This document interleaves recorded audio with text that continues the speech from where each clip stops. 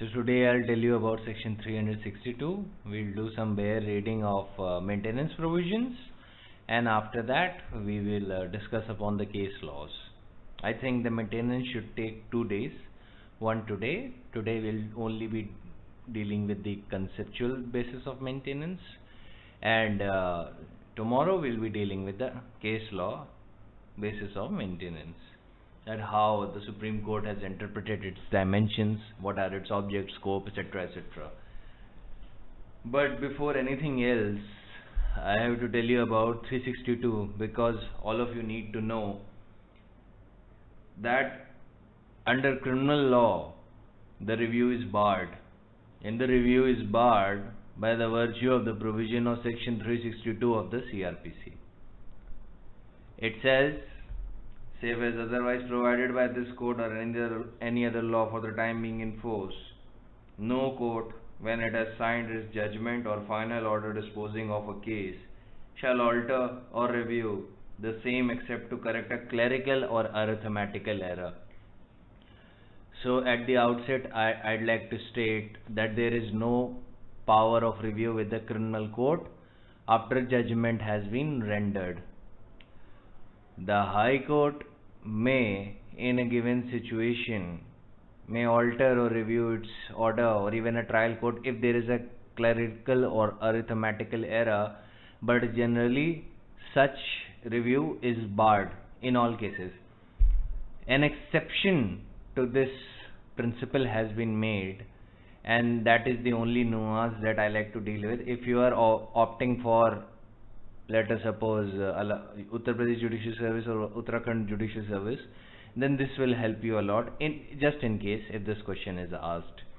If an order or a judgment has been obtained by practicing fraud upon the court, then the Allahabad High Court, after discussing various provisions of the Supreme Court, various case laws of the Supreme Court, which announces that a judgment, order or proceeding will be vitiated by fraud or collusion, and after referring to section 44 of the Indian Evidence Act, held that if a fraud is practiced upon the court, then in those situations 362 will not be a bar, and it is open to the court to call back the proceeding, and those proceedings cannot be called a review. Alright, so at the outset I'd like to state that, and now I'll deal with the case laws that has been discussed by the Supreme Court. In Suraj Devi versus Pyarelal, Supreme Court said that the inherent power of the High Court cannot be exercised for doing which is specifically prohibited by CRPC.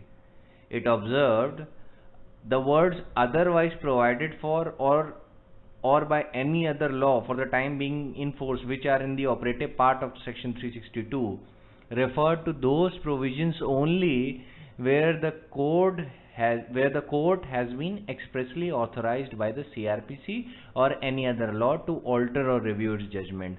The inherent power is not at all the power which is envisaged for the purpose of review, because a general principle of the exercise of inherent power is that the inherent powers are not used to exercise in the derogation of the statute. Alright, so that is the thing that I wanted to mention.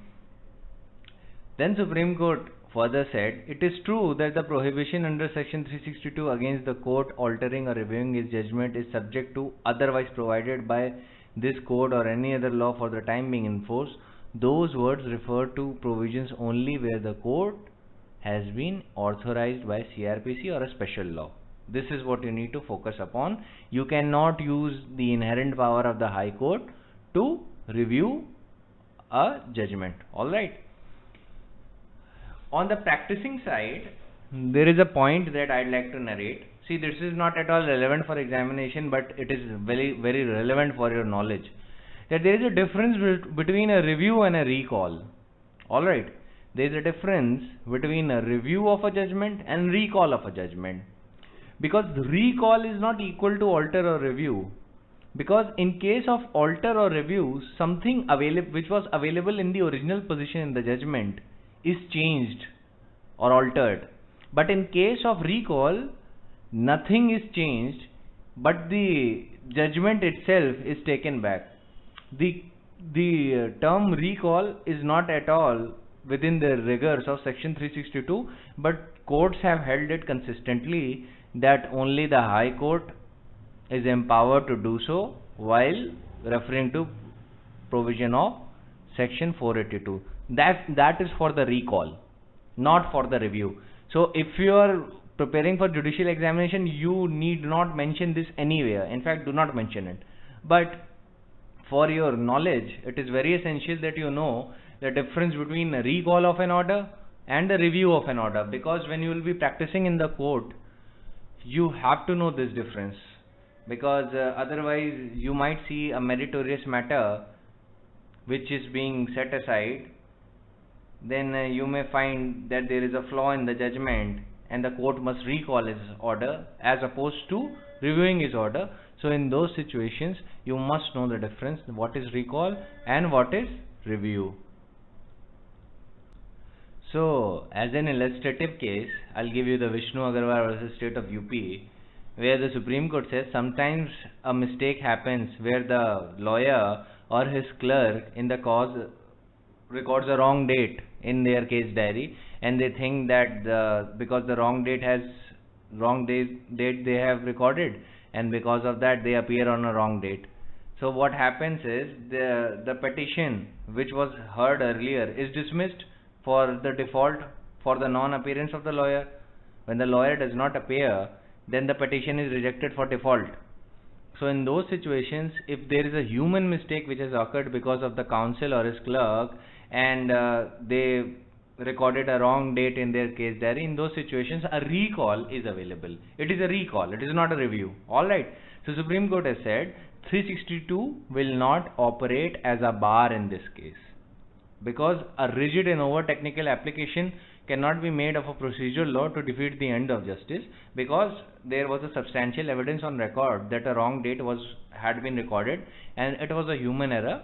So in those situations a recall can be effected by the court, High Court.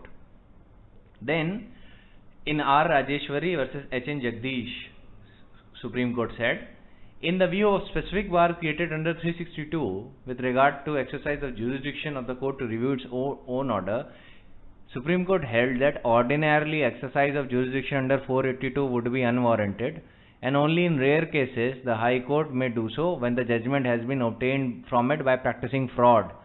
Alright, so practicing fraud is a very big exception, and this is a very consistent view, and you'll be surprised that for coming to this conclusion that fraud vitiates most solemn proceedings, Supreme Court actually referred to the civil side of laws and the High Court as well. So anybody of you who has referred to my foreign judgment lecture would be immediately able to understand and would be immediately able to gather that why the fraud vitiates most solemn proceedings.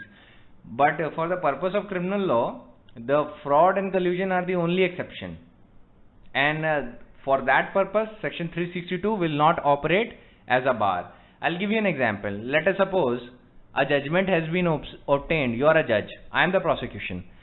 Now I present to you 3 witnesses by a different name, and I tell you that the identity of those witnesses are the same as given in the charge sheet, but the identity of those witnesses is not at all the same. They are totally different persons. They are not at all the eyewitness. I am actually practicing fraud upon you. I am telling you those witnesses are the same, but those witnesses are not the same.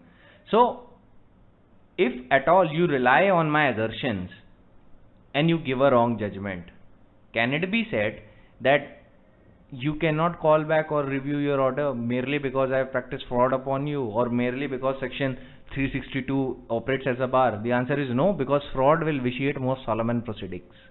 Remember that.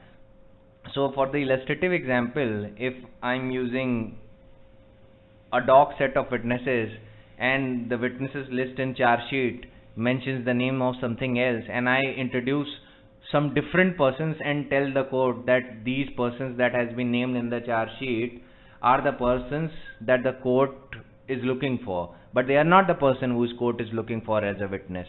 So in those situations I practice fraud upon the court, and in those situations the judgment or order, whatever that has been obtained, cannot be allowed to be remain on record. It will be recalled. In those situations, it will not be considered review and it will not be hit by the rigors of section 362.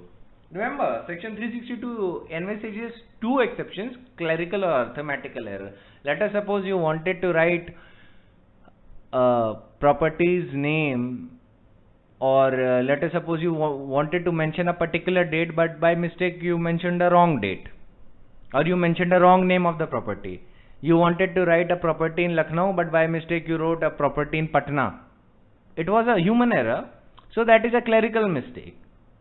For that purpose you can correct that. Let us suppose you are making a mathematical calculation and you are coming to a conclusion on the basis of contraband as what is the value of the property that has been recovered. Let us suppose the value of the property according to the mathematical calculation turns out to be 30 lakhs, but you wrote 3 lakhs by mistake. You forgot to add an extra zero.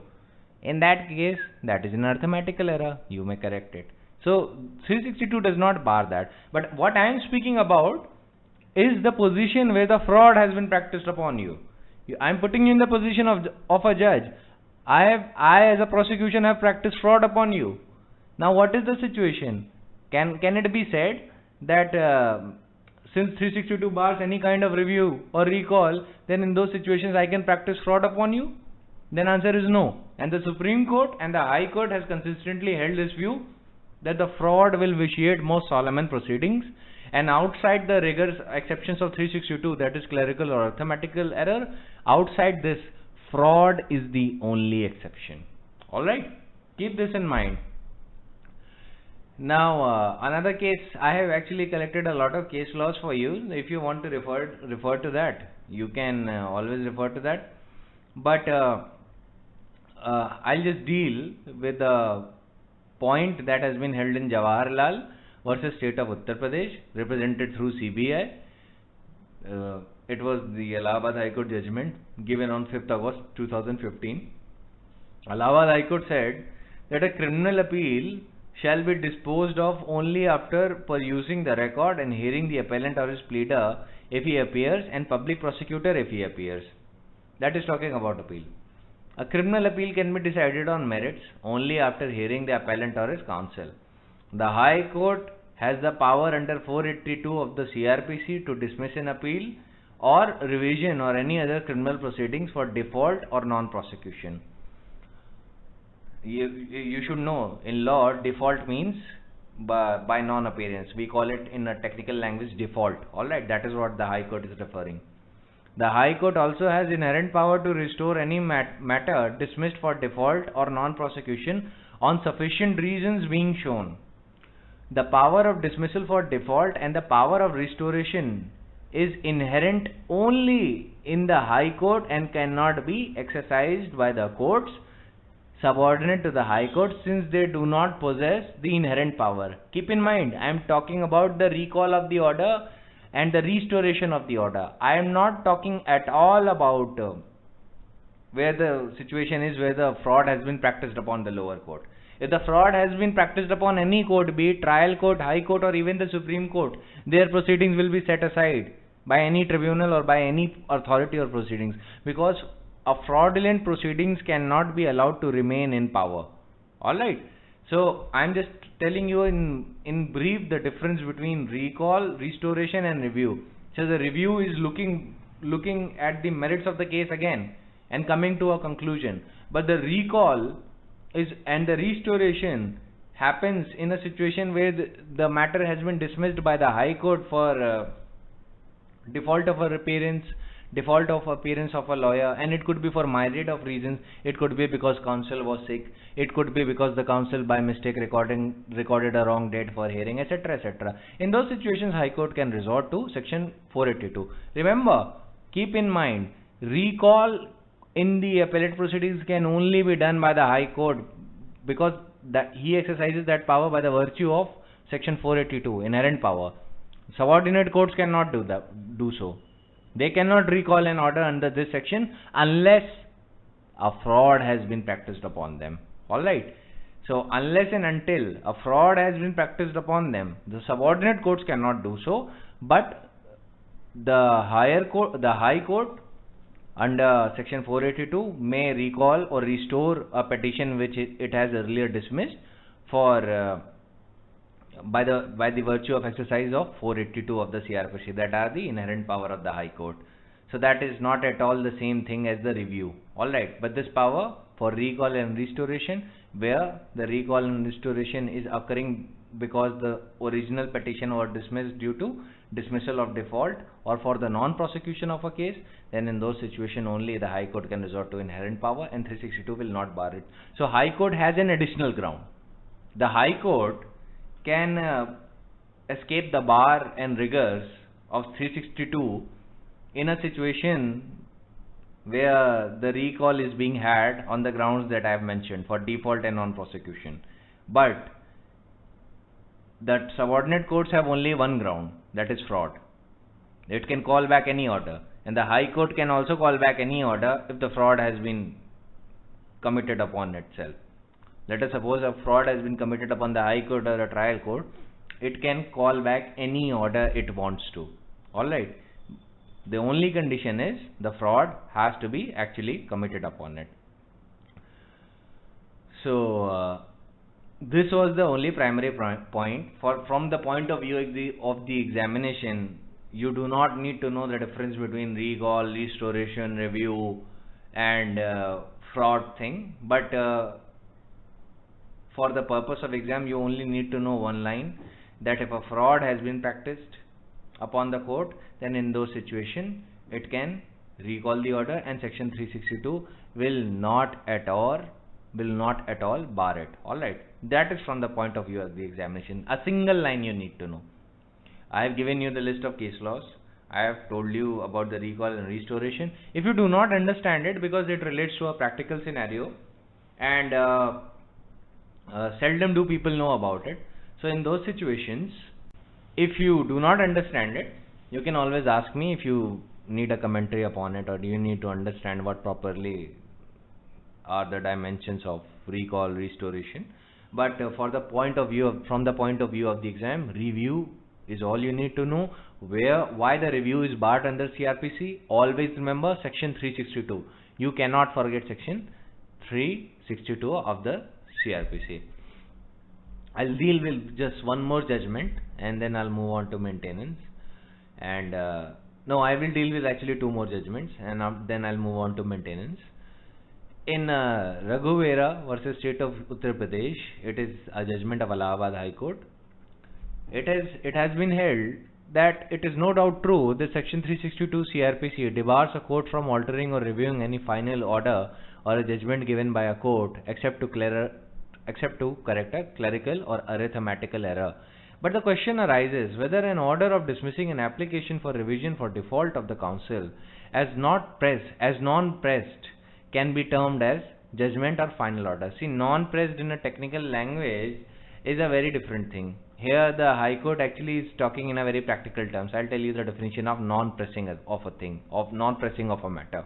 In a very layman's term, it simply means that you do not want to lay emphasis or focus upon or controvert a matter. You just become silent, you just say that I do not want to deal with this situation, or I don't want to deal with a particular argument at that time. That is, in a technical language, you can refer to as not pressed. Alright. So this is for the very layman's definition. When you press a matter, when it is said that you are pressing a matter, it means you are actually controverting a point. You are presenting your argument, you are presenting your point of view, and you are actually honing on it and emphasizing your point. Alright, that is pressing of a matter.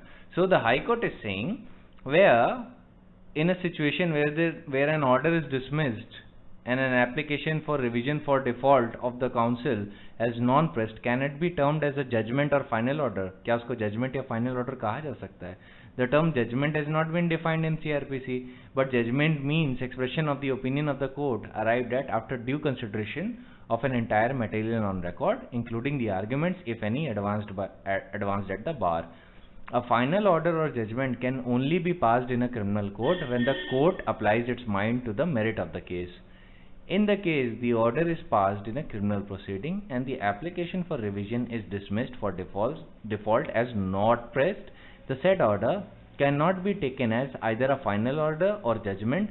Thus, Section 362 of the CRPC is no bar to review or alter the order dated under 14th March 1990. The order in question was passed without going into the merits of the case, and it is without jurisdiction and as such it is liable to be set aside. But keep in mind again this point that non-pressing of an argument, non-prosecution, dismissal for default of appearance, these are the points only available to the High Court, because High Court will always resort to Section 482 as well and will say that it does not fall within the rigors of 362. Of course, the High Court cannot exercise 482 in the derogation of 362. It is making out a new point. It is saying 362 applies on final judgment and order, which disposes of a case. But this is not a meritorious judgment, because the judgment has not been heard, the evidence and the merits of the matter has not been considered, the arguments have not been heard. So in that situation, how we cannot call it a final order or a judgment. That is why Section 362 CRPC does not apply, and restoration or recall of such order is not a bar under Section 362, and it is no bar to review or alteration of the original order, because if you have dismissed an order and then you are hearing a new matter, then the opposing side in whose favor the proceedings was dismissed will always raise a point that it was dismissed in my favor and now you are reviewing the order. So that is why the High Court is saying that it is not a bar to review or alter the order. So that is related to your recall and restoration and review and alteration points under Section 362, but that is primarily available to the High Court. Now I'll be telling you whether an order can be recalled even by the trial court if it's vitiated by fraud. So the case law relating to that is Bimal Kumar, son of Arun Kumar Dikshit versus State of Uttar Pradesh, represented through Principal Secretary and others. In this case, the High Court of Allahabad said that the power of Section 362 CRPC are defined, but at the same time when the fraud is played upon the court cannot become a silent spectator. Even for the sake of argument, it is accepted that the learned trial court was not having such power, then High Court in the exercise of inherent power can also quash the earlier judgment of the learned trial court which was obtained by the accused after playing fraud upon the court. It is a case where the bar of Section 362 CRPC does not come into play.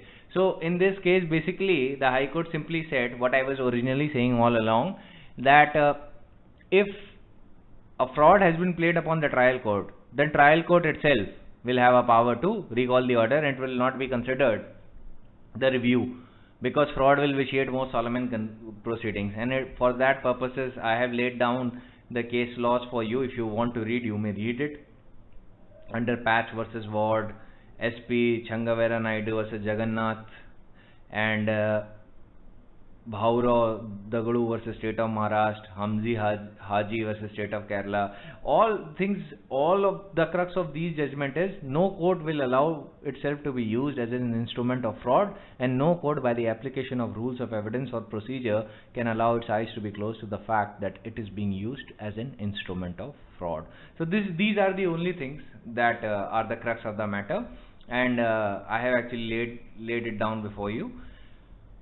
And High Court has approved this power for the trial court as well, and it has said then even if you practice fraud upon the trial court, even though the trial court does not have an inherent power, the fraud will vitiate all of the proceedings and the trial court is within its power to recall the order, and it will not be hit by Section 362, and he may review the proceedings. But for the argument was made in this case by the counsel that let us suppose trial court does not have this power, only High Court has. Then the High Court simply said कि even if I take up your argument, in eventuality of all things I have to quash it in the proceedings in the revisional side, because it has been obtained by fraud, and any order or judgment obtained by fraud could not be allowed to be remained in the eyes of law. So in those situations, I think it is necessary that the trial courts must be considered with this power, if the fraud has been practiced upon them, that they will have the power to recall and review their own orders, if the case of fraud has been practiced upon them. उसके लिए मेरा ये वाला illustration याद रखिएगा जहाँ पे मैंने आपको बताया था कि मान लीजिए मैं विटनेसेस प्रोड्यूस करता हूँ आपके सामने, आप जज हैं, मैं प्रोसिक्यूशन हूँ, मैं आपके सामने 4 विटनेस प्रोड्यूस करता हूँ और मैं कहता हूँ इनका नाम ABC है और ये आई विटनेस हैं ऑफेंस के, पर उनका नाम ना ABC है ना ही वो आई विटनेस हैं ऑफेंस के। आप सोचते हो मैं सच बोलना, उनकी क्रेडिबिलिटी को डिटरमाइन करके आप जजमेंट दे देते हो। जजमेंट के बाद असली ABC आते हैं डिफेंस के साइड से और बताते हैं कि ऐसा हुआ ही नहीं है, झूठ बोला गया है आपसे, ABC तो असली में हम हैं और हम आई विटनेस हैं, प्रोसिक्यूशन ने आपसे पूरी तरीके से फ्रॉड प्ले किया है। In those situations you are within your power to call back the order under section 362. Fraud will vitiate most solemn proceedings. 362 will not operate as a bar, and all the orders obtained by fraud are non-est in the eyes of law. Non-est means non-existent. All right. So ये एक last point था। मैंने आपके लिए काफ़ी materials पे बनाया है, आपको अगर पढ़ने का मन करे तो आप पढ़ लीजिएगा। एग्जामिनेशन के पॉइंट ऑफ व्यू से आप इसको एक लाइन से ख़त्म कर सकते हैं, और ये बस आपको ध्यान में रखना है कि रिव्यू कहाँ बार किया गया है। 99.9% ऑफ द केसेस में आपको यही ध्यान पे देना है कि review can not be done by the criminal courts. हाँ, जहाँ पे फ्रॉड प्ले किया गया, अगर ये डायरेक्टली क्वेश्चन आ गया, can the review can be done by a trial court और any particular court if the fraud has been done upon it, will section 362 of the CRPC operate as the bar? तब आप सीधे बोल दीजिएगा नहीं, then it will not operate as the bar, and for that purpose you can mention the judgment of Bimal Kumar versus State of Uttar Pradesh or Honorable Supreme Court judgment in R. Rajeshwari versus H. N. Jagdish, Vishnu Dutt, etc. बहुत सारे हैं, but ये point of view of the examination से ज़्यादा important नहीं है, पर मैंने सोचा कि रिकॉल, रिस्टोरेशन और इन सब में आपको थोड़ा डिफरेंस बता दूं। तो रिकॉल और रिस्टोरेशन ध्यान में रखिएगा, that is non pressing of an matter and non appearance for default etcetera. ये थोड़े टेक्निकल मैटर्स हैं जो रिविजन और अपेलेट साइट पे होते हैं, ट्रायल कोर्ट की साइट पे नहीं होते, जो रिविजन और अपेलेट साइट पे हो सकते हैं। तो इन दो situation the high court by the virtue of finding that these are not a final order और judgement, dismissal of default, non pressing of a matter, or another situation is where a person by mistake records a wrong date, etc. These are not meritorious matters according to which the High Court has disposed of the matter. So for that purpose High Court can always resort to section 482, because neither does it fall within section 362, because these are not the final order or judgment, and hence High Court, by the virtue of section 482 inherent power, can recall and restore such dismissed matter back to the file of the case, or back to the court file as well. All right, and rehear and review the matter. It will not be considered under the vice of section 362 of the CRPC. तो ध्यान रखिएगा, recall और restoration इन सब matters पे सिर्फ high court कर सकता है, फ्रॉड के मैटर पे कोई भी कोर्ट कर सकता है, चाहे ट्रायल कोर्ट हो, चाहे हाई कोर्ट हो, चाहे सुप्रीम कोर्ट हो, it doesn't matter. So I will read section 125 of the CRPC। Maintenance exam के पॉइंट ऑफ व्यू से बहुत इंपॉर्टेंट है। अब मेंटेनेंस की प्रोसीडिंग जो CRPC में है, it is very unique, because it is the only remedy under CRPC which is civil in nature. CRPC is what? Criminal Procedure Code, right? But CRPC is providing a summary relief for a civil remedy. It is providing a summary relief for a civil remedy. That is the nature of maintenance proceeding. So what I'll suggest to you is learn to read chapter 9 of the CRPC as a separate code than the other provision of CRPC. इसको एकदम अलग ही पढ़िएगा, क्योंकि ये civil nature में है, and you read it with section 421 of the CRPC, क्योंकि enforcement तो उसका वहीं पे होता है ना, कि by the use of distress warrant. तो ये एक यूनिक सेल्फ कंटेन्ड कोड है मेथड ऑफ इन्फोर्समेंट इसका कोड 21 में है, और by the imposition of jail liability of 30 days for the non payment of the amount of matter. लेकिन this is a very unique provision under chapter 9, क्योंकि it is a civil remedy. ये ध्यान रखिएगा, ये आपको लिखना होगा. It is a summary way of enforcing a civil right remedy, and the finality of those rights for maintenance can be determined at the civil court. ठीक है. अभी दो चीजें आपको और बताऊंगा जो सीआरपीसी में आपको नहीं मिलती, सीआरपीसी के बाहर मिलती हैं. But first I read the section for you. The order for maintenance of wives, children and parents. If any person having sufficient means neglects or refuses. Sufficient means neglect or refuses mark कर लीजिए, क्योंकि the person के पास क्या होना चाहिए. And mind you, the act has used a very gender neutral term. It has used the term persons. I will elaborate कि कहाँ पे persons will be gender neutral. So अगर पेरेंट्स को मेंटेन करने की बात है ना, तो सन और डॉटर दोनों की जिम्मेदारी है मेंटेन करना पेरेंट्स को. डॉटर ये नहीं कह सकती मेरी जिम्मेदारी नहीं है, because it is a gender neutral provision, और इसका ऑब्लिगेशन है सोशल जस्टिस को प्रिवेल करना. सोशल जस्टिस जहाँ पे जितने भी वल्नरेबल क्लास ऑफ सोसाइटी है, वल्नरेबल क्लास ऑफ फैमिली है, जैसे वाइफ है, माइनर चिल्ड्रन है, अनमैरिड डॉटर है, फादर और मदर हैं, वो are unable to maintain themselves. तो ऐसे सिचुएशंस में क्या कहते हैं, इसका एक सोशल ऑब्लिगेशन है. It is the means to enforce social justice. तभी लेजिस्लेचर ने इसको सीआरपीसी में इनकॉर्पोरेट कर दिया. सो ये पहले ध्यान रखिए कि पर्सन के पास सफिशिएंट मीन्स होने चाहिए, और ही शुड नेग्लेक्ट और रिफ्यूज. सो जो नेग्लेक्ट है ये तो आप समझ सकते हैं कि ध्यान ना देना. ये एक्सप्रेस भी हो सकता है और ये इम्प्लाइड भी हो सकता है, कि अगर कोई आदमी अपने ही काम में बिजी रहता है, घर वालों के लिए कुछ नहीं करता, वाइफ के लिए, अपने बच्चों के लिए, जो माइनर्स हैं उनके लिए कुछ नहीं करता, फीस का खर्चा नहीं देता, और जो वाइफ है वो जॉब करती है, और जॉब करने के बाद ही अपने बेटों को पालती है, बेटे और बेटियों को पालती है, और उसके बाद उनकी स्कूल की फीस भी संभालती है. भाई हस्बैंड साहब एंजॉय करते हैं बाहर जाके. तो ऐसी सिचुएशंस में इट इज नेग्लेक्ट, और नेग्लेक्ट एक्सप्रेस भी हो सकता है, इम्प्लाइड भी हो सकता है.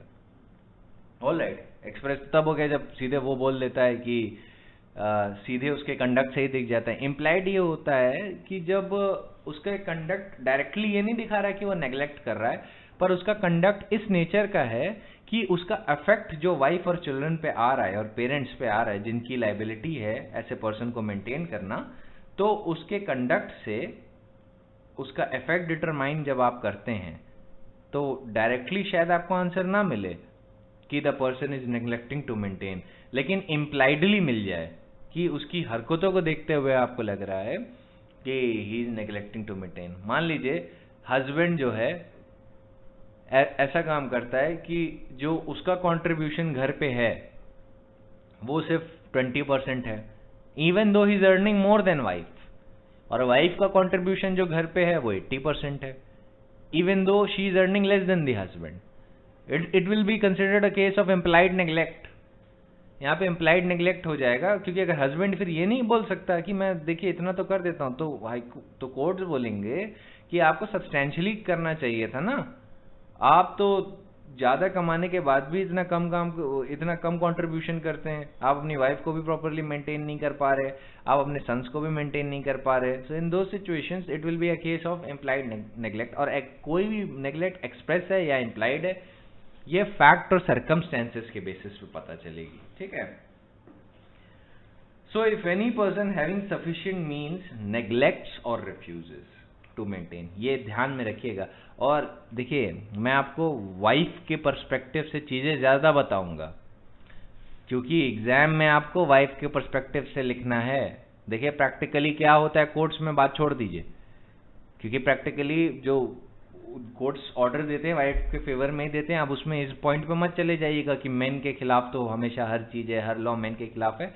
इस पॉइंट पे मत ड्वेल करिएगा, क्योंकि एग्जामिनेशन पॉइंट ऑफ व्यू से ये मेंटेलिटी आपको वहां पे हार्म करेगी. हाँ, प्रैक्टिस के लिए आप हमेशा कोई काउंटर नैरेटिव या काउंटर आर्ग्यूमेंट या अलग अलग केस लॉज हैंडल कर सकते हैं, लेकिन not from the point of view of the examination में तो आपको वुमेन के पॉइंट ऑफ व्यू से लिखना पड़ेगा, क्योंकि it is a measure of social justice, और सोशल जस्टिस के किसी भी प्रोविजन को इंटरप्रेट करने के लिए आप कभी जिस पर्सन पे लाइबिलिटी दी है लेजिस्लेचर ने, आप उसके पॉइंट ऑफ व्यू से नहीं सोचेंगे।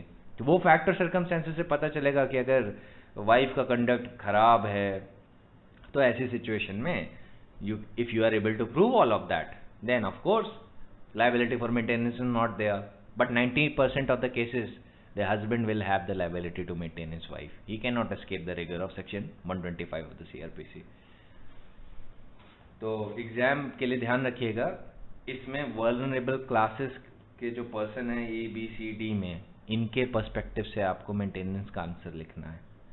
आप हस्बैंड के पॉइंट ऑफ व्यू से नहीं लिखेंगे आंसर, बिकॉज काउंटर प्रोडक्टिव हो जाएगा। For the sake of argument आप मुझसे डिबेट कर सकते हैं, I will suggest you pros and cons, क्या होता है क्या नहीं होता है प्रैक्टिस में।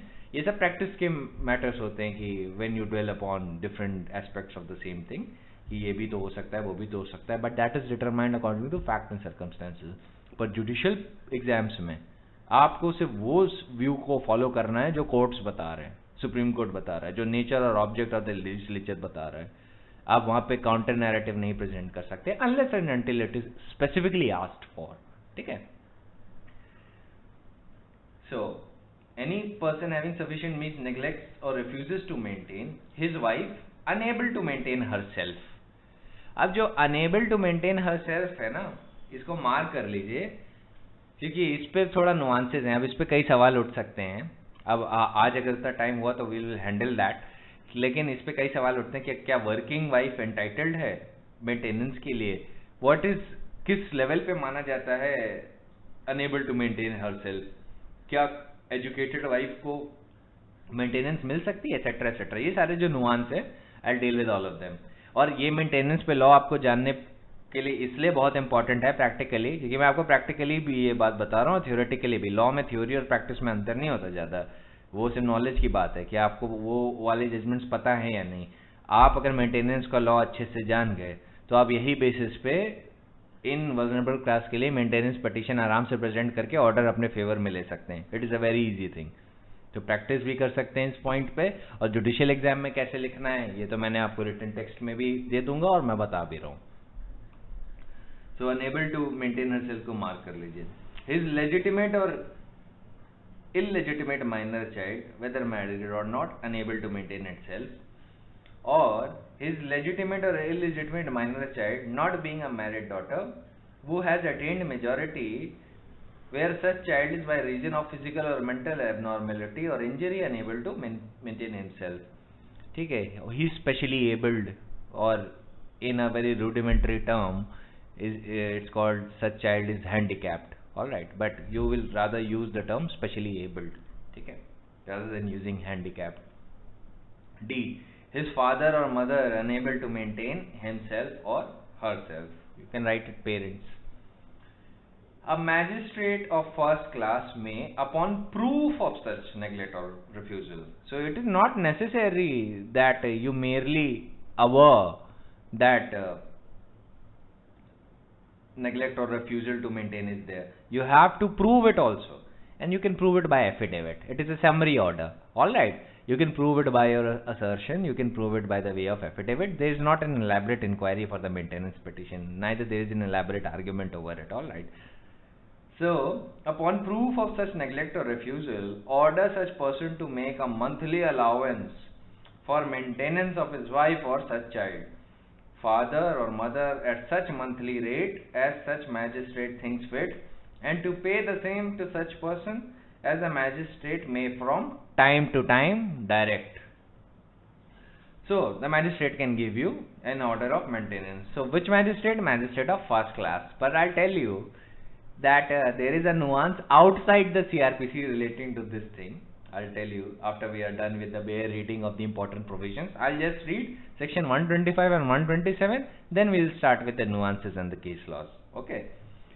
Provided that the magistrate may order the father of a minor female child referred to in clause B to make such allowance until she attains her majority, if the magistrate is satisfied that the husband of such minor female child, if married, is not possessed of sufficient means. So this is a special consideration where a minor child has been married. So generally the guardian of a minor woman who has been married, minor child who has been married, the guardian is the husband.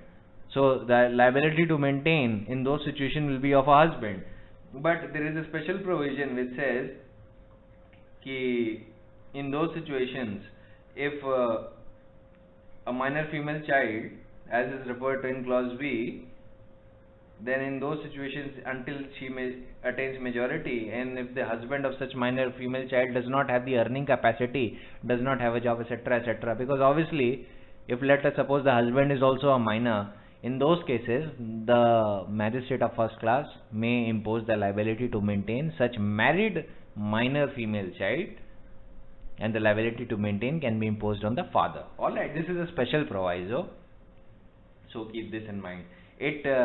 Always remember one thing, that marriage between minors is not void.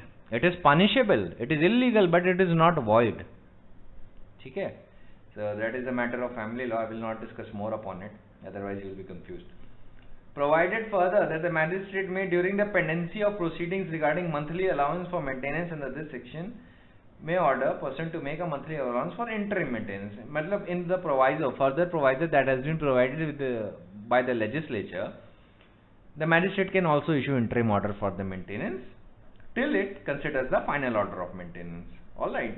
And the expenses of proceedings as it considers reasonable, and pay the same to the person as may from time to time magistrate may direct. Provided also that the application for monthly allowance for interim maintenance and expenses of proceeding in the second proviso shall as far as possible be disposed of within 60 days. 60 days is very mandatory. Remember this will be asked to you in the prelims directly. So remember 60 days. From which date? From the date of serving of notice of the application to such person. 60 days shall be counted from the date of service of notice of the application to such person. For the purpose of this chapter, minor means a minor who under persons of Indian Majority Act is deemed to not have attained his majority. So a person under 18 years of age, and a person for whom a guardian has been appointed under Guardians and Wards Act, for him the age of majority will be 21. Alright. So generally it will be 18, but for a person for whom a guardian has been appointed under Guardian and Wards Act, for him the age will be 21. You do not need to know that, you just need to know what a minor is. Wife includes a woman who had been divorced by or obtained a divorce from her husband and has not remarried. So a divorced wife falls within the purview of wife for the purpose of 125. So even if you divorce such a person, even if you divorce your wife, you have a liability to maintain her as long as she does not remarries. Alright.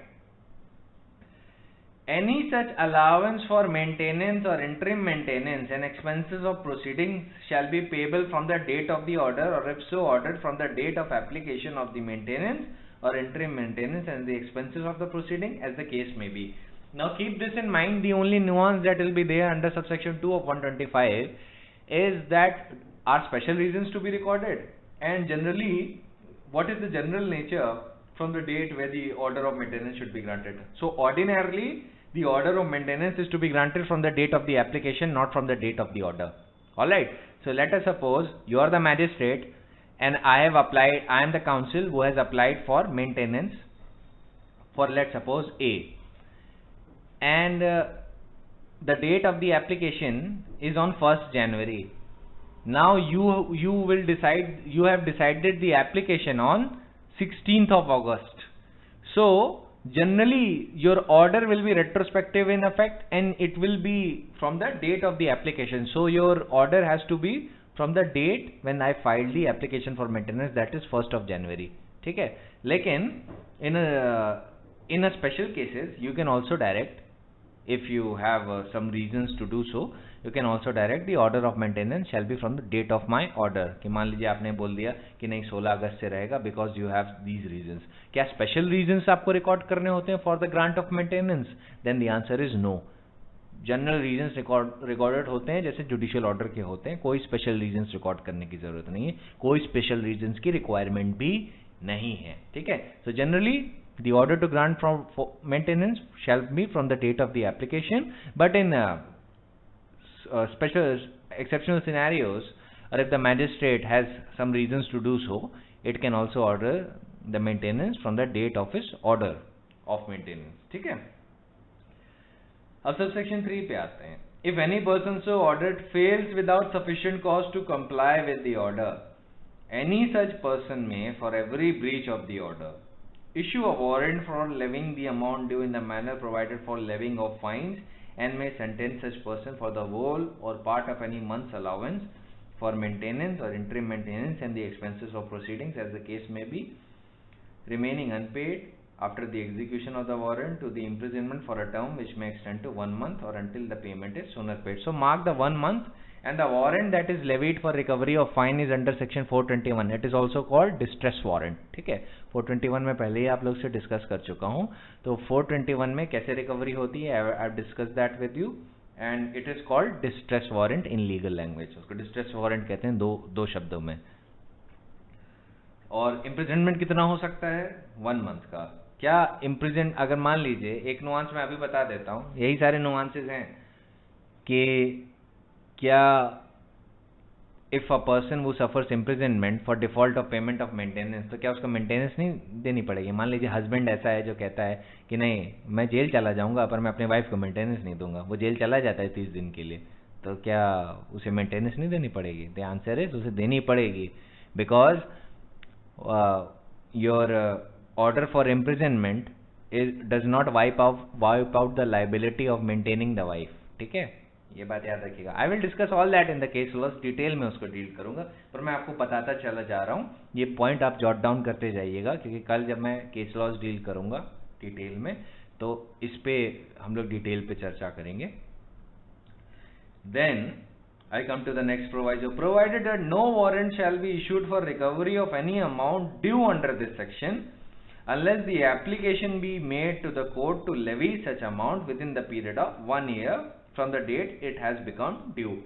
So, recovery के processes के लिए जो subsection 3 में दिया गया है, enforcement, subsection 3 को आप बता सकते हैं इन्फोर्समेंट कैसे होगा मेंटेनेंस की लायबिलिटी का.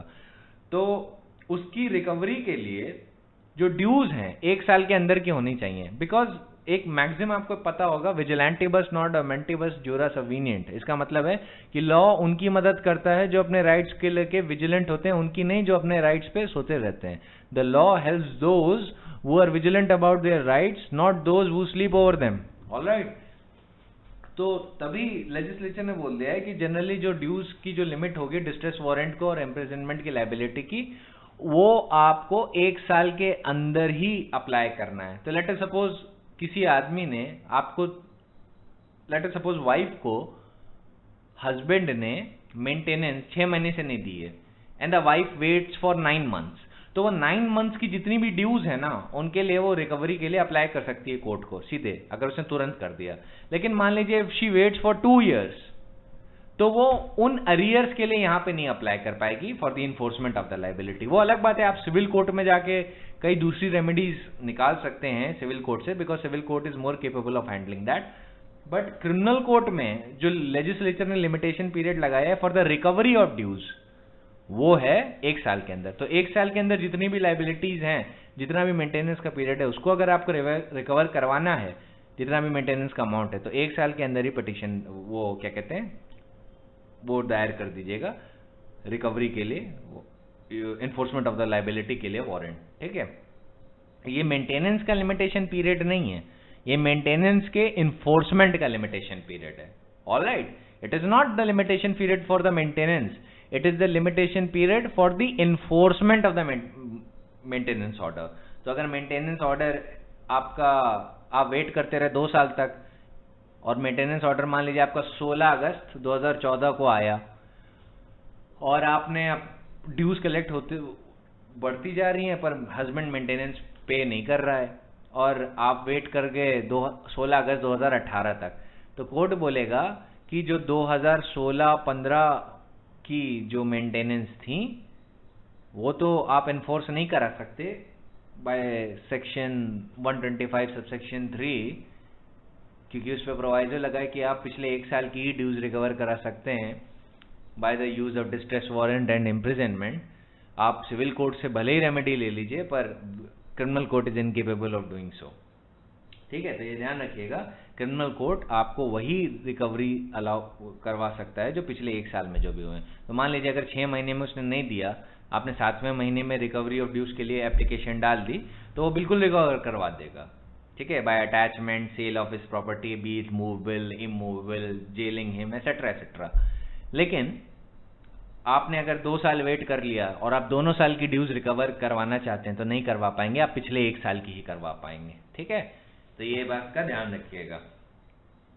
Provided further, if such person offers to maintain his wife on a condition of her living with him and she refuses to live with him, the magistrate may consider grounds of such refusal stated by her and may make an order under this section notwithstanding such offer if he is satisfied there is just ground for doing so। तो legislature ने बहुत practical reality को ध्यान में रखा है। Legislature has said कि there are some wicked husbands who always want to get away from the liability and they will offer you कि give me maintain, कि अगर वो देख लेगा कि magistrate is giving the order of maintenance तो he will say कि live with me, I will grant him maintenance।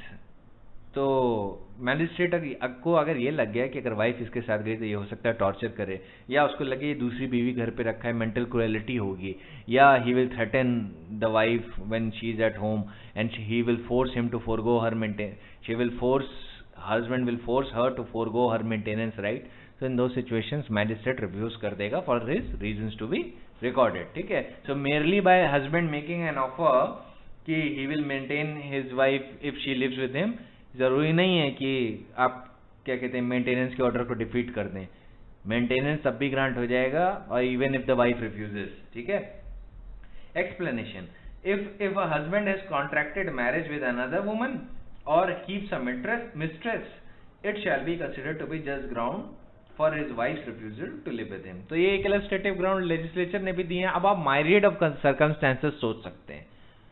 अब आप क्या सोच सकते हैं कि अगर वो मेंटल क्रुएलिटी करेगा, वो टॉर्चर करेगा, वो थ्रेटन करेगा, एसेट्रा एसेट्रा, बहुत सारे ग्राउंड्स इसमें आ सकते हैं। ठीक है, लेकिन ये इसका मतलब ये भी नहीं है कि the wife wants to live with her paramour and in those situations she is only refusing for that sake। उस केस में she cannot avail benefit of this section।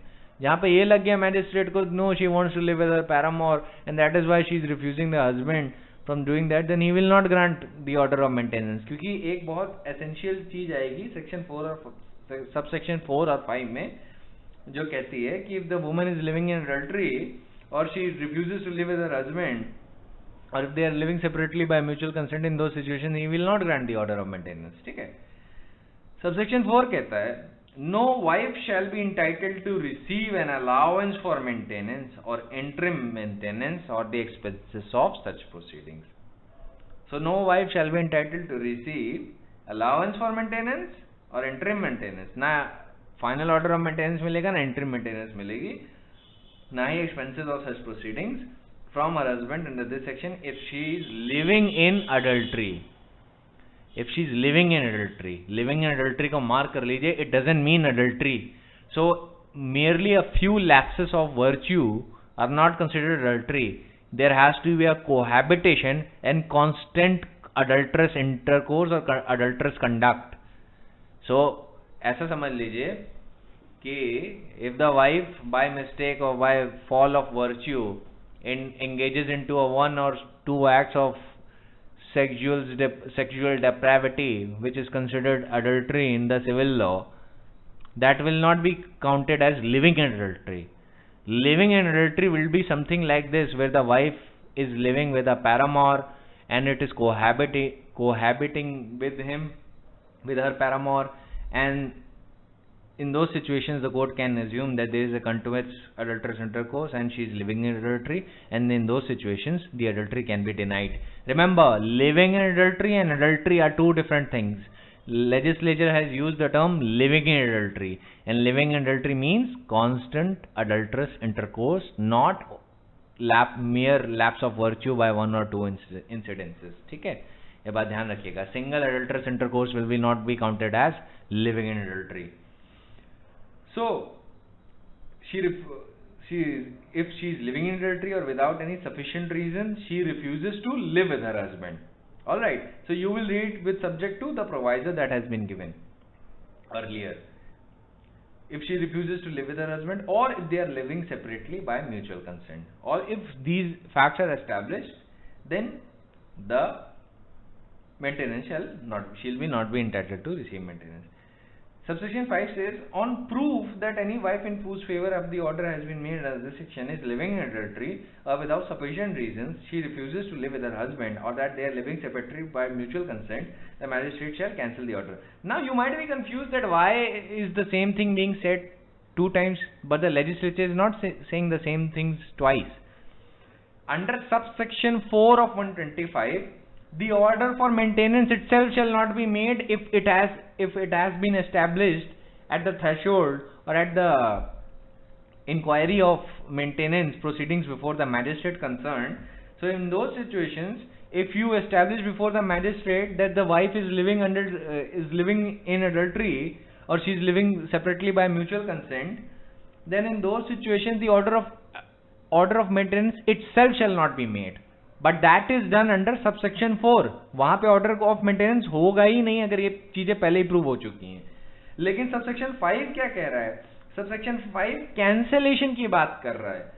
ये बोल रहा है कि अगर मान लीजिए ओरिजिनली मेंटेनेंस का ऑर्डर ग्रांट हो चुका है और फिर आगे आपने दिखा दिया, मान लीजिए एनफोर्समेंट ऑफ द लायबिलिटी के टाइम पे आपने 6 महीने से मेंटेनेंस नहीं दी, एनफोर्समेंट ऑफ द लायबिलिटी के लिए आपको बुलाया गया और आपने वहां पे प्रूव कर दिया कि she is living in adultery, तो इसका मतलब है मेंटेनेंस ऑर्डर पहले हो चुका है.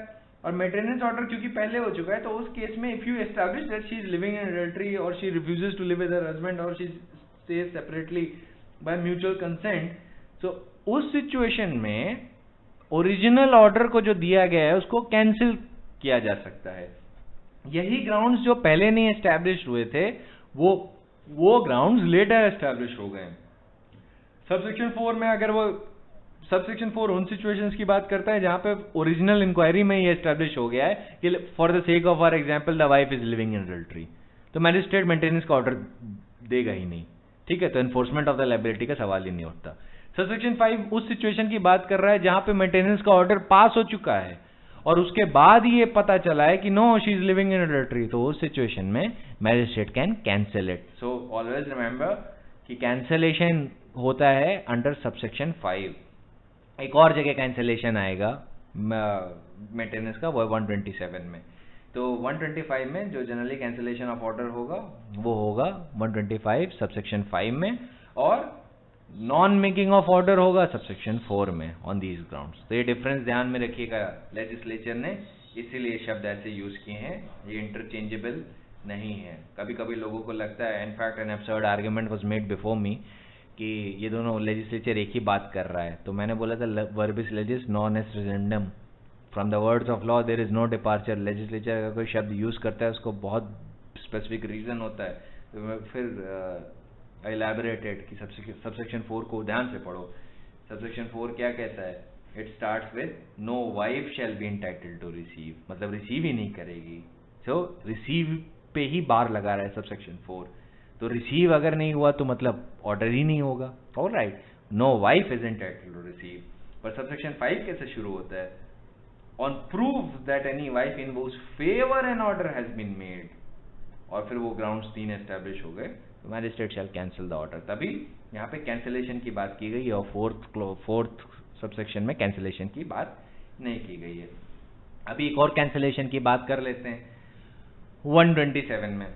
एक और चीज बता दूं, जो कैंसिलेशन होगा ना वो प्रोस्पेक्टिव इन इफेक्ट होगा. तो मान लीजिए ऐसा नहीं होगा कि रेट्रोस्पेक्टिव इन इफेक्ट होगा, कि मान लीजिए कि अगर 6 महीने से मेंटेनेंस की लायबिलिटी दी जा रही है सॉरी 6 महीने से मेंटेनेंस का अमाउंट दिया जा रहा है, तो ये नहीं होगा कि आपने जब मेंटेनेंस का ऑर्डर कैंसिल किया तो जिस डेट से आपने मेंटेनेंस की का ऑर्डर दिया था या जिस डेट से मेंटेनेंस की एप्लीकेशन से पेमेंट करना था उस डेट से कैंसिल होगा। नहीं, जब आप कैंसिलेशन करते हैं तो आपका कैंसिलेशन प्रोस्पेक्टिव इन इफेक्ट होगा। अगर आज कैंसिल किया है, मान लीजिए आप एज अ जज आज मेंटेनेंस का ऑर्डर कैंसिल कर दें अंडर 125 सबसेक्शन 5, तो अब आज के बाद से आगे मेंटेनेंस की लायबिलिटी नहीं होगी, लेकिन पिछली जितनी लायबिलिटी थी वो देनी पड़ सकती है।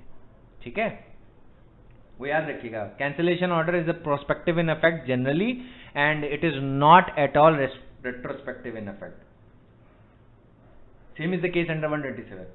Alteration in allowance on proof of change in circumstances of any person receiving under section 125 monthly allowance, मतलब जिसको मंथली अलाउंस मिल रही है और इंट्री मेंटेनेंस मिल रही है, और ऑर्डर्ड मतलब ये दोनों सेक्शन, ये दोनों लोगों की बात करता है, जिसको मिल रहा है मेंटेनेंस और जो मेंटेनेंस दे रहा है, और ordered under the same section two पे मंथली अलाउंस। तो ये मार्क कर लीजिएगा, it is talking about both persons, it is talking about the person who is receiving maintenance and also the person who is giving maintenance. और उनके अगर circumstances में material change आता है और ये साबित हो जाता है कोर्ट के सामने, तो मैजिस्ट्रेट ऑल्टर कर सकता है मेंटेनेंस का अमाउंट। अब मान लीजिए कि जिस व्यक्ति को मेंटेनेंस अमाउंट देने को कहा गया था उसकी 1 लाख की जॉब थी, अब मान लीजिए कोरोना की वजह से लॉकडाउन हुआ, लॉकडाउन में उसकी जॉब चली गई, तो ऐसे केस में मटेरियल चेंज हुआ है सर्कमस्टेंसेस में, तो मेंटेनेंस का अमाउंट ऑल्टर हो जाएगा।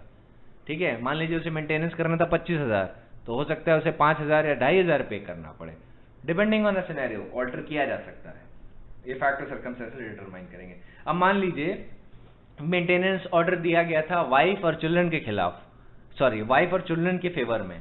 सो ऐसे सिचुएशन में what happened that one of the child died due to exposure to the virus. तो अब क्या होगा, एक मटेरियल चेंज इन सर्कमस्टेंसेस में आया है, तो अब एक वाइफ और one wife and one child is only the living persons, not second one has died, second child has died. So in those situations क्या होगा, now the maintenance liability has to be reduced proportionately. This is also a change in circumstances. So change in circumstances will be determined according to the fact and circumstances of the case. ये मैंने आपको 2 illustration दे दिए जिससे आपको चीजें समझ में आ जाए. Then we come to subsection 2, where it appears to the magistrate that in consequence of the decision of a competent civil court, any order made under section 125 should be cancelled or varied. He shall cancel the order, or as the case may be, vary the same accordingly. तो वो चाहे तो cancel कर सकता है, अगर मान लीजिए सिविल कोर्ट ने वो दे दिया है, परमानेंट एलिमनी दे दिया है, लाइफ टाइम की मेंटेनेंस के लिए इमूवेबल प्रॉपर्टी का विभाजन करवा दिया और कहा था ये सेपरेट प्रॉपर्टी दो और इतना अमाउंट लमसम बेसिस पे वाइफ को मेंटेन करने के लिए आप सबमिट कर दीजिए, और हस्बैंड कर देता है, तो उस केस में जो मेंटेनेंस का अमाउंट ऑलरेडी दिया जा रहा था वो क्या कहते हैं, कैंसिल किया जा सकता है. ठीक है, this is one other cancellation जो maintenance order under CrPC envisages करती है. एक तो आपने उधर देख लिया 125 के सबसेक्शन 5 में, एक यहाँ पे भी है. ठीक है, then where an order has been made under 125 in the favor of a woman who has been divorced by or obtained divorce from her husband, the magistrate shall, if it satisfied that the woman after the date of divorce has remarried, cancel such order from the date of her remarriage. तो order भी prospective है, remarriage के बाद से ही cancel होगा.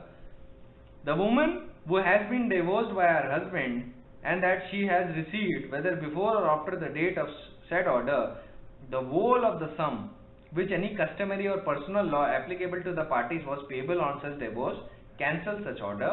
In the case where the sum was paid before such order, before the date when the order was made, तो अगर मतलब ऑर्डर से पहले ही वो सम अगर पे कर दिया गया है तो उस डेट से जहां से ऑर्डर मेड हुआ है, और सेकेंड पे क्या होगा, इन any other case from the expiry of period, if any, for the maintenance that has been actually paid by husband to woman.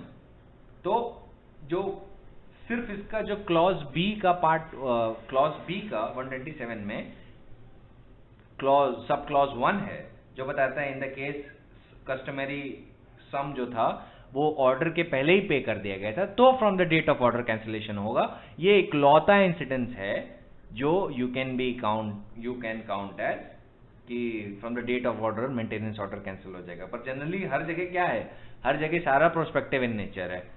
तो we talk about the law in general sense, ठीक है।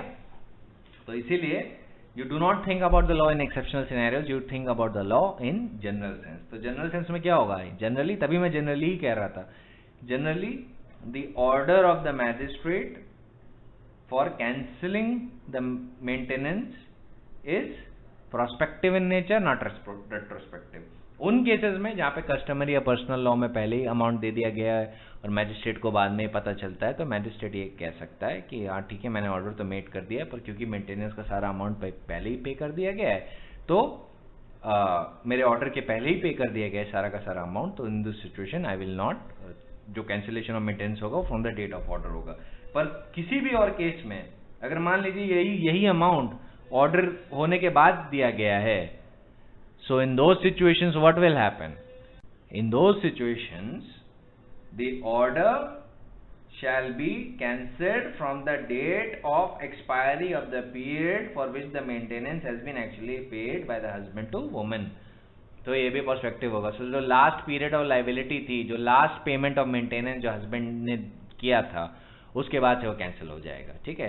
ऐसा क्यों legislature ऐसा बता रहा है, why is legislature doing that, कि अगर मान लीजिए लेजिस्लेचर ने कहा रेट्रोस्पेक्टिव इन इफेक्ट होगा, तो वाइफ के पास तो हो सकता है कि मेंटेनेंस पे लाइबिलिटी आ जाए, कि मान लीजिए अगर just in case by hook और क्रुक ऑर्डर कैंसिल करवा लिया गया, रेट्रोस्पेक्टिव इन इफेक्ट था, तो वाइफ जिसने जो मेंटेनेंस पा रही थी या कोई भी डिपेंडेंट जो मेंटेनेंस पा रहा था, उसके खिलाफ तो रिकवरी प्रोसीडिंग हो सकती है कि मेरा वो अमाउंट रिकवर करो जो मैंने अभी दिया है, क्योंकि आपका तो ऑर्डर रेट्रोस्पेक्टिव इफेक्ट से क्वॉश हो गया, रेट्रोस्पेक्टिव इफेक्ट से कैंसिल हो गया। तो इन दो सिचुएशन जो डिपेंडेंट था उसको वापस करना पड़ जाएगा, उसको वापस करना पड़ेगा और वापस विद इंटरेस्ट करना पड़ेगा। That is why legislature is avoiding such a route, क्योंकि ये डिपेंडेंट्स हैं, they are vulnerable class of dependents. तो इस केस में ही legislature has said that generally the order will be prospective in effect, और सिर्फ एक ही एक्सेप्शन बनाया है, जनरली वो एक्सेप्शन होता नहीं है जो जनरली आता है। So always keep in mind the order for cancellation of maintenance shall be prospective in effect, not retrospective in effect. In fact जो सेक्शन बी है, इसमें कैंसिलेशन, जो सेक्शन बी का क्लॉज ए है, it is the only scenario जहाँ पे सारा lump sum amount order के पहले ही दे दिया गया है, तो इन दिस केस में ही जो कैंसिलेशन होगा डेट ऑफ ऑर्डर से हो जाएगा। But apart from that no other cancellation will be retrospective in effect, everything else will be prospective in effect. Prospective और रेट्रोस्पेक्टिव हमेशा ध्यान में रखा करिए, these terms are necessary for you to know as a lawyer and as a judicial aspirant.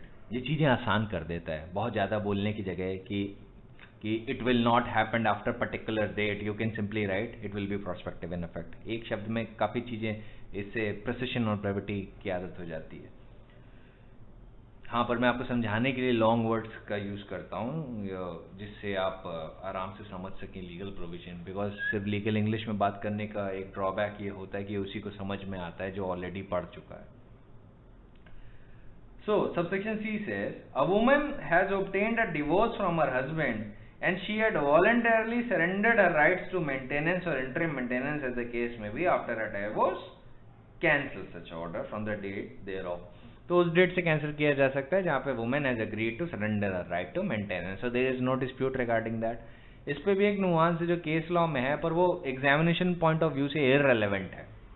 Actually हाल ही में एक controversy छिड़ गई है कि सुप्रीम कोर्ट ने एक बहुत ही ऑफ जजमेंट दे दिया है, जस्टिस इंदु मल्होत्रा का जजमेंट है।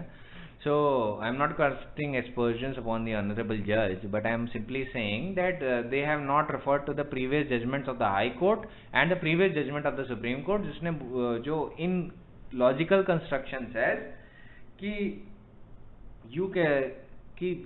जो भी सरेंडरिंग का जो डॉक्यूमेंट होगा, they has to pass a rigorous test, वो ऑटोमेटिकली वेवर नहीं हो सकता। और let us suppose future maintenance के जो राइट्स हैं, क्या वो वेव किए जा सकते हैं? Then the answer is no. तो ये जो 2019 का जो जजमेंट आया था, उसमें एक ऑफ ऑब्जर्वेशन हुआ था, छोटा सा ऑर्डर था, उसमें ऑफ ऑब्जर्वेशन हुआ था that women can wave her rights. तो एक सवाल, एक कंट्रोवर्सी उठ गई थी, तो क्या वुमेन अपने मेंटेनेंस के राइट ऐसे ही पूरे एग्रीमेंट में वेव ऑफ कर सकती है अगर मान लीजिए पहले एग्रीमेंट बना लिया? Then the answer is no. मैं कल इस पे आराम से इलैबोरेट करूंगा। एग्जामिनेशन पॉइंट ऑफ व्यू से उतना इंपॉर्टेंट नहीं है, आ जाए तो आप जानेंगे, और प्रैक्टिकल पॉइंट ऑफ व्यू से भी आपके लिए इंपॉर्टेंट है, लेकिन generally you should have the answer is no. I will discuss you a lot of long list of case laws of Supreme Court and one of the High Court, जहाँ पे और एक कंपोजिट डॉक्यूमेंट में agreement बनाया गया था जहाँ पे right to forgo her future maintenance का भी क्लॉज इनकॉर्पोरेटेड था। सुप्रीम कोर्ट ने बोला था ये आप नहीं कर सकते, this can not be done, any contract और agreement made in derogation of the statute is invalid. अब हाल ही में पता नहीं किसी जजमेंट को बिना ध्यान में दिए, आई थिंक सुप्रीम कोर्ट के जजेस ने पर इंक्यूरियम सिर्फ इस सेक्शन को सीधे ही देख के सीधे बोल दिया हो गया। I think it was not their intention to pronounce on the legality of it. तो मुझे लगता है कि वो जजमेंट पर इंक्यूरियम है and it should not be relied upon at all. तो मैं आपको दोनों ही जजमेंट्स दे दूंगा, but this is what you need to know right now. ये एग्जामिनेशन पॉइंट ऑफ व्यू से इंपॉर्टेंट नहीं है, ये क्लॉज इंपॉर्टेंट है जो लेजिस्लेचर ने दी है। ये क्लॉज आपको याद रखना होगा, ये 127 और 135 आपको याद होना चाहिए इन एसेंस, ठीक है, एग्जामिनेशन पॉइंट ऑफ व्यू के लिए, स्पेशली थ्योरेटिकल स्टेट्स में बहुत इंपॉर्टेंट है कि किन किन सिचुएशन में हो सकता है। ये नहीं कह रहा हूँ वर्ड बाय वर्ड याद कर लीजिए, कुछ कीवर्ड्स ध्यान में रखिएगा, बस उन्हीं को ध्यान में रख के यू विल आंसर इट। और सबसेक्शन 4 क्या कहता है 127 का? At any time of making any decree for the recovery of any maintenance or dowry by any person to whom the monthly allowance for maintenance and interim maintenance or any of them has been ordered to be paid under section 125, civil court shall take into account the sum paid to or recovered by such person as monthly allowance of maintenance or interim maintenance। तो basically what it's saying कि civil court जब भी अपनी decree देगा तो इस बात को ध्यान में रखेगा कि इन्होंने ऑलरेडी कितनी मेंटेनेंस रिकवर करवा चुके हैं by the person who is liable to pay maintenance by the virtue of section 125 of the CRPC। बस इतनी सी वो बात कर रहा है। और ध्यान रखिएगा फाइनल डिक्री जो भी सिविल कोर्ट की आएगी, अगर उसने मेंटेनेंस लायबिलिटी फाइनली एस्टैब्लिश कर दिया, it will bind the criminal court. ये आपका 127 का सबसेक्शन 2 रिकॉग्नाइज करता है। अब मैं एक चीज आपको ये बताता हूं जो जनरली लोगों को पता नहीं होती है, लेकिन ये है, इसका आंसर आपको सीआरपीसी में भी नहीं मिलेगा, इसका आंसर सीआरपीसी के ही बाहर है, ठीक है। उसका आंसर है फैमिली कोर्ट्स एक्ट में, आई विल टेल यू। तो अगर जिन लोगों को नहीं पता है तो फैमिली कोर्ट्स एक्ट जो एस्टैब्लिश हुई है 1994 की, इसने क्या किया है कि जो इसका जो ज्यूरिसडिक्शन है मैजिस्ट्रेट का टू ग्रांट मेंटेनेंस, वो ट्रांसफर कर दिया है फैमिली कोर्ट को। तो चैप्टर 9 ऑफ द वो जो मेंटेनेंस का चैप्टर है उसको ग्रांट करने का जो ऑर्डर, जो ज्यूरिसडिक्शन है, it has to transfer to the family court. Chapter 9 जो है आपका सीआरपीसी का, उसमें मेंटेनेंस के ऑर्डर को ग्रांट करने का जो ज्यूरिसडिक्शन है वो फैमिली कोर्ट को ट्रांसफर कर दिया गया है bye the virtue of what sections. अगर आप सेक्शन 7 सब सेक्शन 2 पढ़ें तो आप पहले पाएंगे उसमें कि he will the family court shell also exercise the jurisdiction of magistrate of first class under chapter 9 जो मेंटेनेंस का चैप्टर है। और subsection 8 section 8 of the family courts act क्या कहता है, अगर जहां पे भी किसी भी एरिया में फैमिली कोर्ट एस्टैब्लिश हो गया है तो कोई भी और मैजिस्ट्रेट चैप्टर 9 का ज्यूरिसडिक्शन नहीं एस्टैब्लिश करेगा, वो क्या कहते हैं एक्सरसाइज करेगा, वो सिर्फ फैमिली कोर्ट का ही जज एक्सरसाइज करेगा। और you have to also read section 20 of the family courts act कि जो फैमिली कोर्ट्स एक्ट है it is notwithstanding anything contained in any other law for the time being in force. तो ये overriding law है, ये CrPC को override कर रहा है इस मामले में। As far as the maintenance chapter course तो स्पेसिफिकली उससे डील कर रहा है ना, तो क्योंकि नॉन एब्स्टॉन्टे क्लॉज है तो it is a special law and it will have a special and preferential treatment. So ये बात ध्यान रखिएगा कि अगर आपके एरिया में फैमिली कोर्ट है तो you will go to the family court जज to obtain an order under chapter 9 of the CrPC. CrPC का आंसर लिख रहे हैं तो आपको कभी ये मेंशन करने की जरूरत नहीं है प्रैक्टिकली, लेकिन जब आप कोर्ट जाएंगे it is very essential for you to know. And अगर आप ये आंसर में लिख भी देते हैं तो आपका आंसर बहुत अच्छा हो जाता है। ऐसे एग्जामिनर को लगता है कि wow this person is aware about all those acts जो इससे टाई अप करते हैं। तो उसमें ज्यादा कुछ नहीं जानना है, सेक्शन 8 का जानना था, 7 का जानना था और section 20 of the family courts act का जानना था, वो मैंने बता दिया जो मेंटेनेंस से रिलेट करता है। छोटी सी एक्ट के कुछ छोटे छोटे प्रोविजंस थे, ये बता दिया है। अब ये जरा सा पढ़ने की वजह से ना आपको वो सारी चीज़ें पता चल जाती हैं जो बाकियों को नहीं पता। इफ़ यू वांट, ज़्यादातर लोगों को ये नहीं पता है कि जहाँ पे भी फैमिली कोर्ट एस्टैब्लिश्ड है वहाँ पे magistrate of first class cannot exercise his jurisdiction to grant the maintenance, only the family court जज कैन। ठीक है, so if you are practicing lawyer, if you want to go to the court and if in your area family court has been established, so in those situations you will approach the family court। ठीक है, so ये general बात है। अभी इस पे भी एक छोटा सा और नुआंस है जो मैं कल डील करूंगा। वो जो नुआंस है वो एग्जामिनेशन पॉइंट ऑफ व्यू से बिल्कुल भी रेलेवेंट नहीं है, वो प्रैक्टिस पॉइंट ऑफ व्यू से और एकेडमिक पॉइंट ऑफ व्यू से थोड़ा रेलेवेंट है, क्योंकि प्रैक्टिकल पॉइंट ऑफ व्यू से तो सब कुछ रेलेवेंट होता है, थ्योरी भी प्रैक्टिकल भी सब कुछ। लॉ में थ्योरीज नहीं होती, सिर्फ ज्यूरिस्प्रूडेंस को छोड़ के। लॉ में आप जितने भी चीज़ें पढ़ रहे हैं दैट इज डाउनराइट एनफोर्सेबल। ये केस लॉज हैं, ये केस लॉज हैं मतलब ये हुए थे, और ये हुए थे मतलब ये इन्फोर्स किए गए थे। So that is why everything that you are reading in law, in CRPC, IPC, ये सारे laws practical हैं, ये सारे laws enforceable हैं। There is nothing called theory in these types of laws। ठीक है, theory सिर्फ law में jurisprudence में ही चलती है और कहीं नहीं चलती। So I think that will be enough for today। ये बात याद रखिएगा कि family courts का क्या सीन है और क्या रिलेशन है सेक्शन 125 से और चैप्टर 9 ऑफ द CRPC से। अगर वो आपके एरिया में स्टैब्लिश है, you will not approach GMFC judicial magistrate first class, you will approach family court जज for the order of maintenance under chapter 9। Family court act के स्टैब्लिश होने का पर्पस यही था कि they are far more aware and sensitive to the goals of establishing a family and matrimonial bonds etcetera etcetera. वो ज़्यादा इस position में समझने के लिए, तो इसलिए लेजिस्लेचर ने सोचा कि ज़्यादा बेटर होगा कि यही लोग ये सारे मैटर्स हैंडल करें। But note this, interim order तब भी अगर मान लीजिए आप गलती से मैजिस्ट्रेट फर्स्ट क्लास के पास चले गए तो वो भी इंटरिम ऑर्डर दे सकता है, इंटरिम, फाइनल ऑर्डर नहीं दे सकता। अगर फैमिली कोर्ट है वहाँ पे तो फैमिली कोर्ट का जज ही फाइनल ऑर्डर देगा चैप्टर 9 ऑफ द CRPC में, लेकिन interim order magistrate first class भी दे सकता है। It is the only nuance. But generally आप अभी वो अपने दिमाग से भूल जाइए, बस उसको फैमिली कोर्ट एक्ट से रिलेट करिए कि if a family court act has been established and if there is a family court act in your area, if there is a family court judge in your area, then in those situation the magistrate first class does not have the jurisdiction to entertain your chapter 9 applications। ये section 8 exclusively कहता है no magistrate shall in relation to such area or have or exercise any jurisdiction or powers under chapter 9 of the CRPC, जहाँ पे family court establish हुआ है। और in fact जब ये एक्ट आई थी तो ये था कि जितने भी केसेस इससे रिलेटेड मैजिस्ट्रेट फर्स्ट क्लास के हैं उनको ट्रांसफ़र कर दिया जाए फैमिली कोर्ट को। ठीक है, तो ये सारी चीज़ें थी। और क्योंकि एक्ट का ये स्पेशल एक्ट है, स्पेशल एक्ट क्यों है? ओवर राइटिंग क्लॉज है।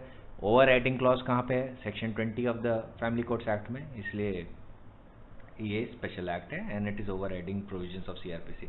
तो ध्यान रखिएगा कि ये बस एक nugget of information था which will help you a lot। it will help you becoming a class apart than other person। आपको ज़्यादा पता होगा and you are in better season of the matter, you are much more aware than the other law students if you know all this। in fact not only the law students, you are much more aware than the lawyers if you know about these things। all right, so that is it for today and tomorrow I will deal with the nuances of the maintenance law। all right।